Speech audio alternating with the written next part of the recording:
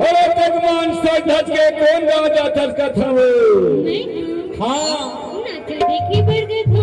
अरे नाचा देखे बर तो जत हो, लेकिन ये कौन गाँव है जानता? एक टिकर खुद हो। एक तरह कहा था ना, तो ये गाँव माया हंसता बने सोच समझ के रही कहा था वो। काबर जान तो देखा तो निकाल के मोबाइल में तोर फोटो ला टप खींचा थे वो। एक तरह कहा था ना, अगर यहाँ का दबंग पूरा देख ली ना तो माँ कसम रे कच्चा चबा देगी। एक तरह कहा था ना, ले सुन लो वही।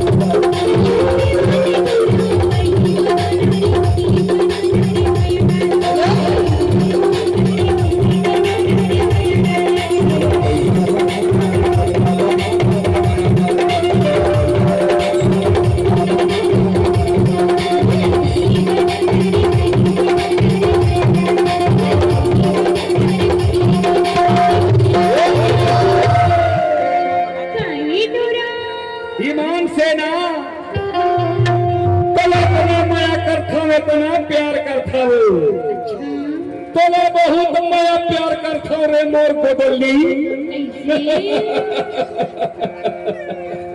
औता हम मोला माया प्रेम करता सो भारी प्यार करथोगा झूठ तो नहीं बोला था नहीं बोला काबर जान था काबर बता दो का लेना बता अरे ऐसे कैसा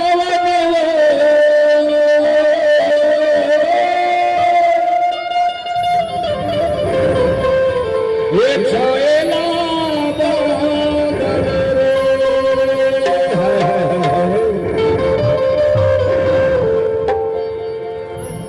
अरे ऐसे कैसा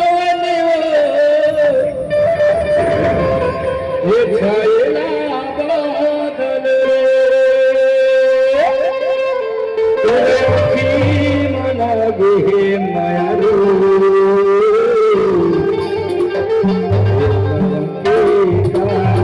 चल रे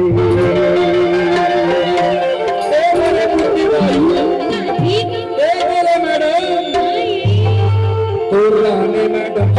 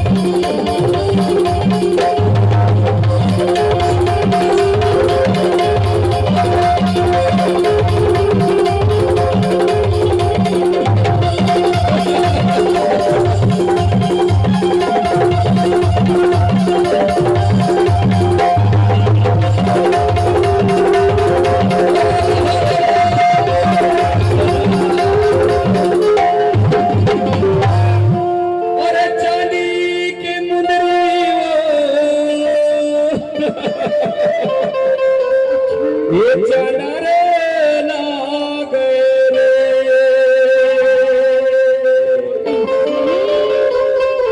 कहाँ से नवा पलंग मर नजर मेरे मुंडी भाई तो रहने मुंडी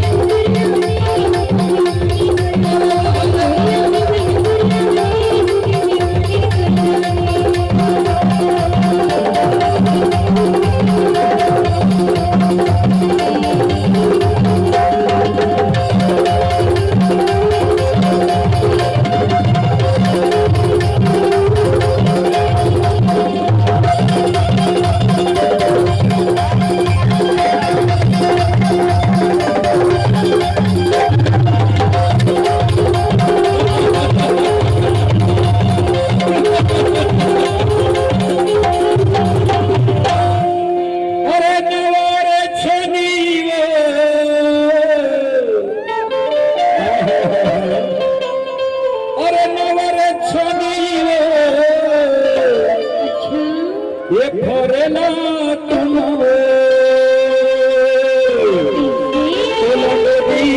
बैठा के ईमान से और मेरे हो